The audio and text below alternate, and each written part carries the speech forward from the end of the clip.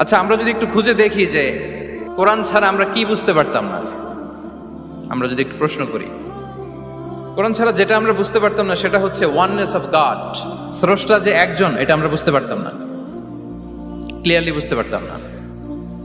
কেউ হয়তো ভাবতাম দুইজন তিনজন,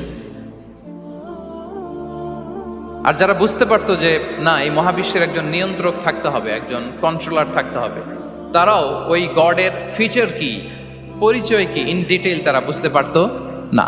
দেখেন, এত রেভেলেশন, এত আসমানি কিতাব আসার পরও এখনো অনেক মানুষ সূর্যের পূজা করে, চন্দ্রের পূজা করে, আগুনের পূজা করে না? কথা বলেন, করে না? করে। সূর্যকে পূজা করার অনেক রিজন ছিল। আমি ভেবে দেখেছি যে সূর্যকে মানুষ কেন পূজা করতে, এর কারণ বাহ্যিক দৃষ্টিতে সূর্যই সবচেয়ে শক্তিশালী। সূর্যের চেয়ে শক্তিশালী কিছু আর পৃথিবীতে দেখা যায় না।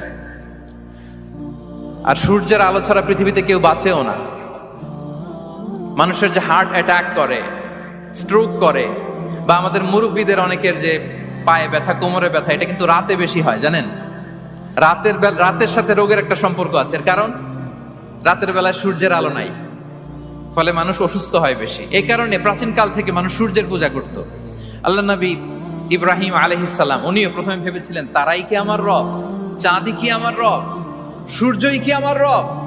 ভাবতে ভাবতে তিনি মহাসত্যের সন্ধান পেয়েছেন। তো এটা আমরা উদ্ধার করতে পারতাম না যে আসলে আমাদের স্রষ্টা কে। আর আমাদের মধ্যে যারা চিন্তাশীল, তারা হয়তো আমরা ভেবে একটা কুল কিনারা করতে পারতাম যে না, একজন স্রষ্টা থাকতেই হয়, না থাকলে কেমন করে হয়, কেউ না কেউ আছেন। কিন্তু তিনি যে ক্ষমাশীল, অনেক পাপ করে ক্ষমা চাইলে যে তিনি ক্ষমা করে দেয়, এটা আমাদের জানা থাকতো না, ঠিক কিনা? তিনি যে মহাজ্ঞানী, মনে মনেও যেটা ভাবি এটা উনি ধরে ফেলেন, এটা আমরা বুঝতাম না। 99টা সুন্দর সুন্দর নাম দিয়ে আল্লাহ তাআলা তার পরিচয় দিয়েছেন, এত ডিটেইল, এত নিখুঁত, এত জোরালো ভাবে। ওয়াননেস অফ গডের যে কনসেপ্ট, এটা রেভেলেশন না আসলে, কোরআনিক গাইডেন্স না আসলে আমরা বুঝতে পারতাম না। আর আমরা কি বুঝতে পারতাম না? আমাদের এই পৃথিবীতে আসার কারণ কি, আমাদের পারপাস অফ লাইফ কি, এটা আমরা উদ্ধার করতে পারতাম না।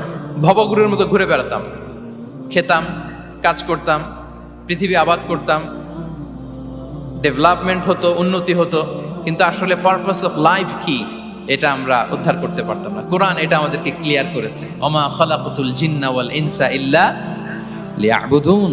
আমাদের পারপাস অফ লাইফ হচ্ছে slavery. We all are the slave of Allah. দাসত্বের জন্য আমরা তৈরি হয়েছি। আর most interestingly, life after death, এটার ব্যাপারে আমাদের ক্লিয়ার কাট কোনো ধারণা থাকতো না। এই যে আমরা এখন বাই সিকোয়েন্স জানি যে আমরা মারা যাব,